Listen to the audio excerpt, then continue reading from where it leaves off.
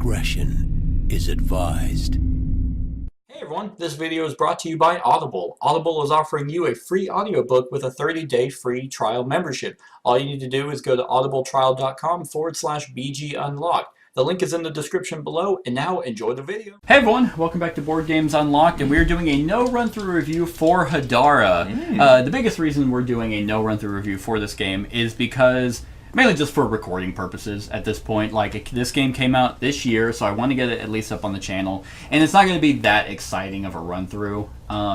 These kinds of games are difficult for me to want to do a run-through for because, I only have so many cameras, so I can't show. I basically be able to only show one board. A lot of it is in front of us. Very few stuff is happening here. So that's really the biggest reason. But with that being said, what do you guys think of Hadara? Not a bad little game. Yeah. I liked it. You liked it? I liked it. Liked it? I think this game is really, really good. Yeah. I can definitely see why people say that it replaces Seven Wonders. Sure. So that's definitely going to be a main talking point in the fact that a lot of people are comparing this to Seven Wonders. Seven Wonders came out, oh god, 4 days ago? Yeah, a couple days ago. No, it came out a while ago, and took the world by storm. It was kind of one of those early adopted card drafting games. Yeah. I can kind of see why people would compare this to Seven Wonders, but I don't. I think it's clearly missing a few things. Not in a bad way. I think this game is definitely different enough that you can own both. Yeah. I was really thinking this was going to be a card drafting. We go around and then you do play your cards and build up a track of stuff. But it is different enough that it's you can own both. Mm-hmm. But with that being said, do we have any negatives of the game? No. Do you have any that come off the top of your head? Classically, I remember starting out with these games and I would bitch about things being symbol heavy.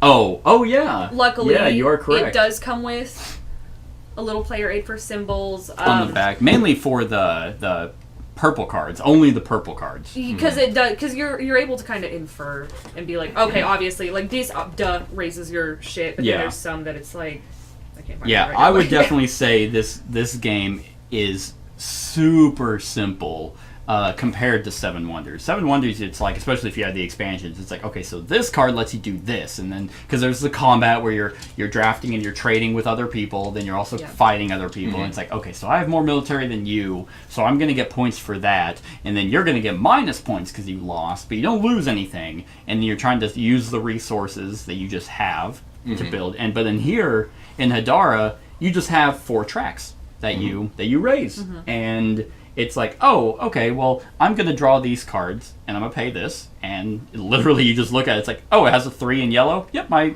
money track goes up. So real quick, Seven Wonders came out in 2010. Wow. So at this point 20 years ago, at this point 10 years ago. Yeah, is it? Oh my god. Yeah, it's a sophomore. Yeah, it came out a while ago, and it still holds up. So with this, I really don't have any negatives either. Honestly.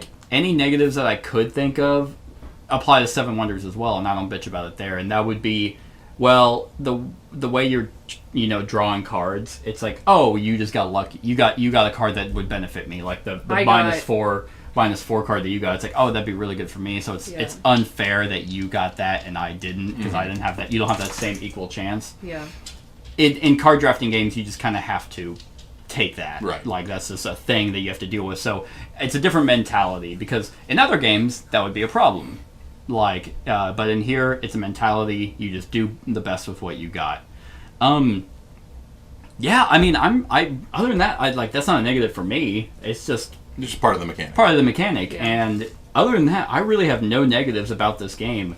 I love the simplicity of it. Yeah. Agreed. I love the variety. The other big thing is I love that there's not one way to win. Right. We just played a game that was okay, that's kind of the strategy. Right. So we're just going to go with that. Here, there was a lot of variety with different ways to score points that everyone has access to. Everyone can go the same route.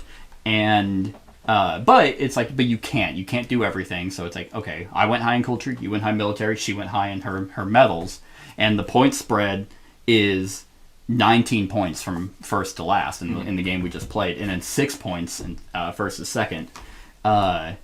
So another fantastic thing that I like about it is that whenever we were scoring this last game, I didn't know where anyone was going to end up. And I like that, because I was like, okay, so Devin has a lot of military, so he's going to get that cat. It has a lot of sets. She got 40 points off that. Okay, I got 20. Let's just see. And then it ended up being really, really close. Devin, what do you like about it? Well, you know what I really liked was the turn efficacy. Really? Yeah, I really enjoyed that. I mean, because the first phase, I was looking through, I'm like, oh, this is going to take forever. But then we all were doing our thing at the same time. And I was like, oh, man, we're really blitzing through this. This feels good. Yeah, the game I felt like I was involved the whole time. There wasn't like, say if someone is stricken with analysis paralysis, we're not too held up by the event. It really feels like we can really keep cooking. That's true. And I also think the simplicity of the game helps that. Yeah. Like, because you don't have to sit here and be like, okay, like reading, like if every card had an effect, it's like, okay, so this one's gonna, like, you're just like, okay, I need food. Well, this one is worth 1, this one's worth 2, this one gives me money. Okay, I'll buy this one, I'll pay the extra. Like, it's so simple. Right. And I like how it has a little thinking ahead, but not like too much. It's, you're on the dial, you're like, okay, I'm weak in this area, or I'm building for this, blah, blah, blah. We cycle around first player, so you get to like think, so many turns ahead, and then when the income's gonna hit. I really enjoyed it. Yeah. It wasn't too much. I wasn't thinking like, okay, I have to think all the way to endgame now. Epoch 3, I need this. Right. No, like you got to take each epoch as it was. The only kind of forward thinking was probably the money was your income. But the other fantastic thing about this is that you get money twice. So there were times where I was like, man, I only have 3 coins. I'm not going to be able to get any medals. Oh, the income phase is next. Yay! I get 18. Now I can get medals. So I really love the structure of it. It's so streamlined. If someone were to ask me, should I get this one or Seven Wonders, that's actually a hard one. Like, for sheer, like, purpose, I might say this. I would say, if someone were to approach you with that, like, hey, which game should I get? I think your first rebuttal would be, like, where's your comfort level? Sure. How far into... Sure. Are you into gaming? If I had started out with this, before Seven Wonders, like, this would hook me. Yeah. Absolutely. Yeah, that's true. And that's a good point. I think it also depends on how much player interaction you want. The great thing about Seven Wonders is that even though there's military... Like, I don't destroy what you guys have. Here, there is 0 player interaction. Like, I mean, well, to the slightest degree there is. From, like, you took my card. Yeah, That's really that's really it. Yeah. Other than that, like, military, you're colonizing other tiles. So you're not attacking other players, which some people might really, really like. I like it a lot. I like the colonizing kind of thing, where it's like you just have to get your military track up to try and get those points. You can either, plunder it to get money, or you can, integrate it? You can integrate it to raise a track. Right. But you don't give up points for that. It's either, do I need money now, or should I try and raise my track? And there's a strategy to that. Yeah. Like, you can think long term, get money, or the tracks, but you don't know what they're going to give you. So I like that. You mentioned turn like efficacy and kind of how the structure of the turns work. I think that's really cool too. Your setup cards you're going to look at and be like, okay, so this is kind of where I'm weak at. This is a strategy I want to go to. I'm first player. This wheel thing I think is really neat, simple as well. It's like, okay, well, I kind of want first dibs in military, so I'm going to spend my symbol and go there first. And that's that. I also like how every person, you're going to get to draw from every deck. There's no, like, oh, sorry, I'm going to put you here, so you'll never get to draw from green, and some shit like that, that it could have easily been done. It's like, your chances of, like, I mean, I guess it really doesn't matter at the same time, because no one knows what's in the decks. Right. So, But you can, because this happened to me when it finally was my turn to choose, I knew I needed purple just because I knew, like, there seemed to be a lot of good point value in purple, but I also knew I needed food. So since it was a lucky... just the way that the board is, I started at purple knowing I was going to get food right after. So that way I didn't have to, like, wait forever. Like, okay, let me just start on food, and then eventually I'll get That's purple. true. That's true. And there's also a little bit of forward thinking with because what you do on your turn is everyone draws from their assigned deck where their symbols at. So you draw 2, you pick one to discard, and then you pick one to buy or sell. Very simple, very streamlined. But the forward thinking is what card you're going to discard. That's the future kind of maybe analysis paralysis, because it's like, oh, okay, well, I want this card, but it's going to be at the bottom, so you can try and plan to be like, okay, so this person might get rid of it, and you can save your money to try and buy that card that you really want. Right. I really like the 2-turn phase where you draw from the decks, and then you get to know what you're kind of going to get, or at least get to see it in phase B, where it's like, because there were times where there was like a food one, and I needed food, otherwise I was going to have to start getting rid of my cards. And there were 2 left, so I was like, okay, I can save my money. Then Cat sold it, and I'm like, okay, there's only 1 left. I need to buy it before someone else sells it. It's so smooth. Like, the only thing that I want more colonies.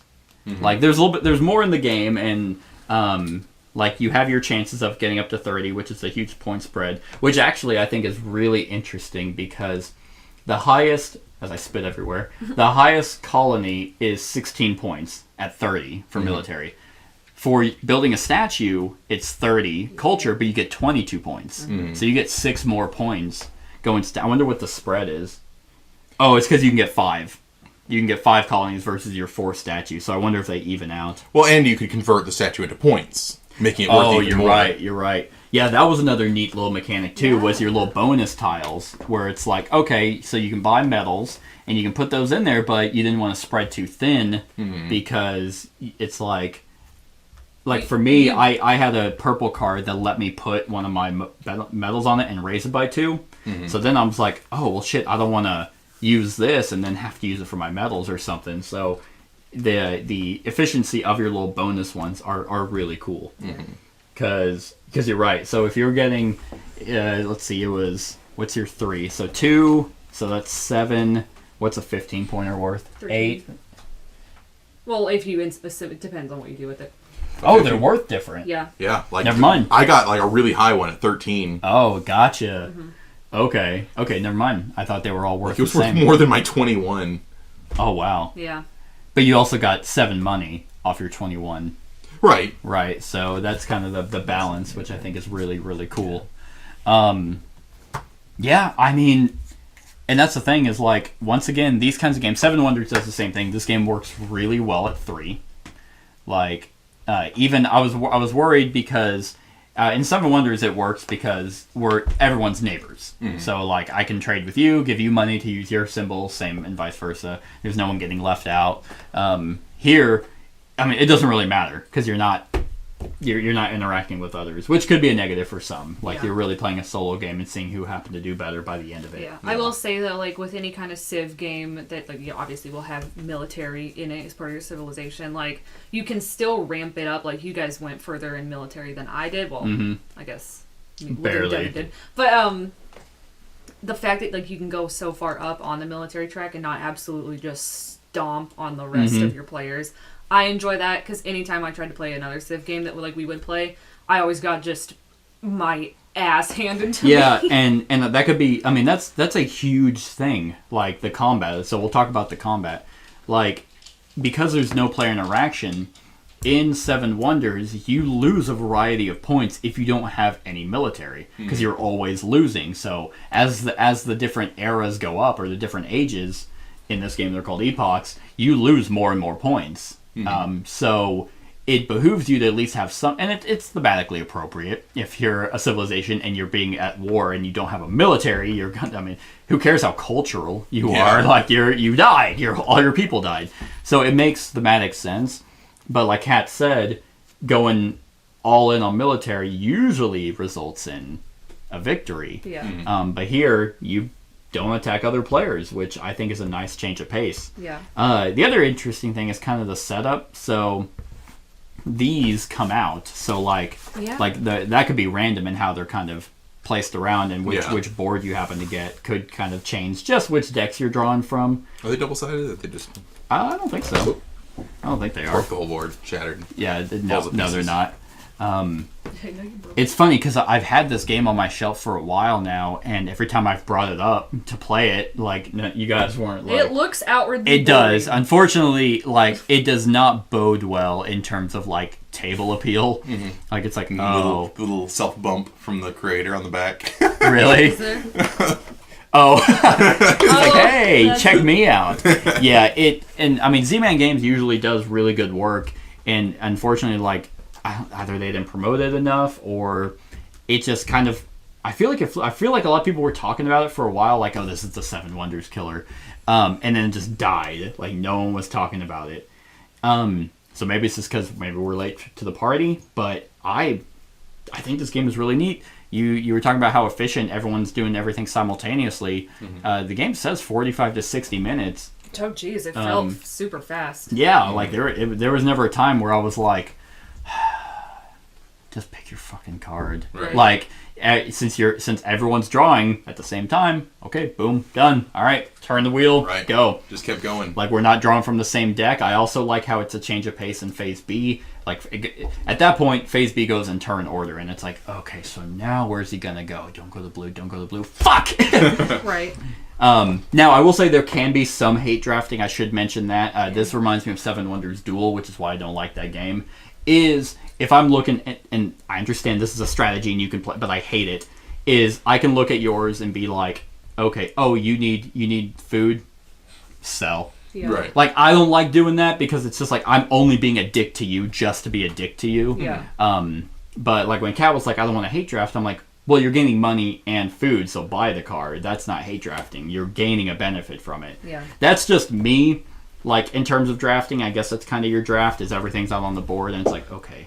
And you can't look through the discard pile, which I do like as well. Mm-hmm. So it's like, okay, I'll buy this one, then you forgot what was under it, and you're like, oh, man. Everyone's like, oh, boy. It's like, oh, thank you. Like, there were times where I was holding like 8 coins, and I'm like, okay, I need to buy that. And then Kat would buy it or sell it, and the one under it was cheaper. Mm-hmm. I'm like, oh, thank you. Okay, that does just enough. Yeah. I'm kind of blown away by just the simplicity and elegance of this game. Yeah. Like, it's definitely a less is more kind of game. Right. So I think they can go with more cards. Like, they don't need to do what Seven Wonders did, where you had like leader cards, and you have to draft them, and then you have the one expansion is like you build the Tower of Babel, and you build rules that change the way the whole game works.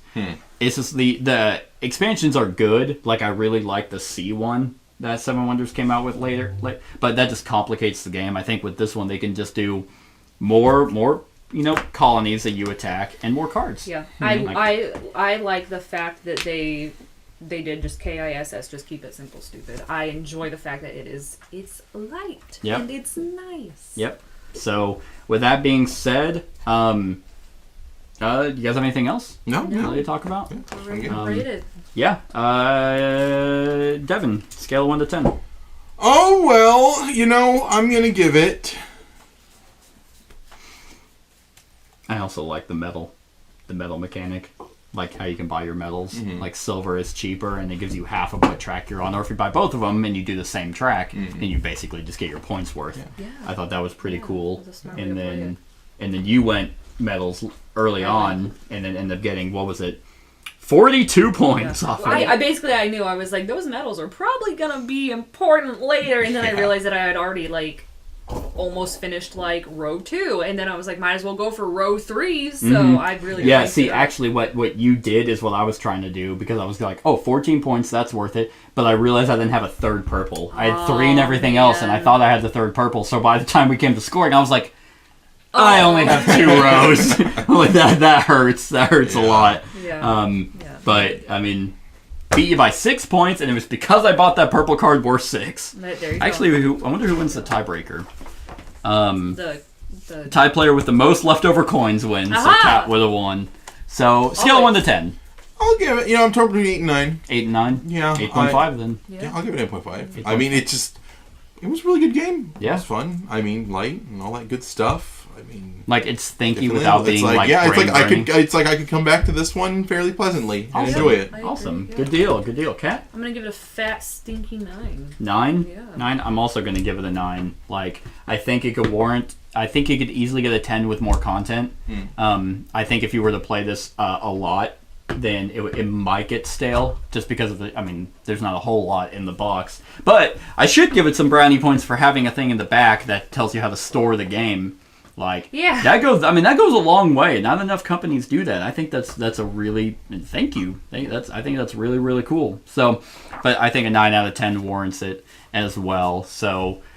We also didn't really talk about the setup cards, so that kind of changes what you might go for. I like these, and then there's also a B side, so you can kind of, when you send these out, you can kind of pick and be like, ooh. Mine was the same, really, except I would have had 4 in culture and 3 in food instead of 3 in culture and 4 in food. Mm-hmm. So you guys started pretty solid in food, and I was like at 3. I was at 4. Yeah, I was at 5. Kat was at 5. Yeah, my versus side would have had me go down in everything else, but up in food. But up in food. Yeah. That's another neat mechanic. Is the more cards you buy, you have to feed them. Yeah. But I also like how. So you can't get carried away. How you don't like lose points. Like, there's no way to lose points in this game, which I like. Like the food thing, you just have to get rid of cards to match your food, and I think that's another streamlined way of doing it. So lots of ways to get points, and this was really good. So yeah. So that's our thoughts on Hadara, everyone. Let us know what you think of the game in the comments below. Other than that, like, comment, share, and subscribe, and have a wonderful whatever time of day it is for you. Hey everyone, thanks so much for watching this, and if you like this video, then click the subscribe button below to enjoy any video that I put out. And right next to that subscribe button is a little bell. Click that so you get notified of whenever I actually upload these videos. If you want to support the channel, you can definitely visit my Patreon page. The link is in the description below. Other than that, like, comment, share, and subscribe, and have a wonderful whatever time of day it is for you.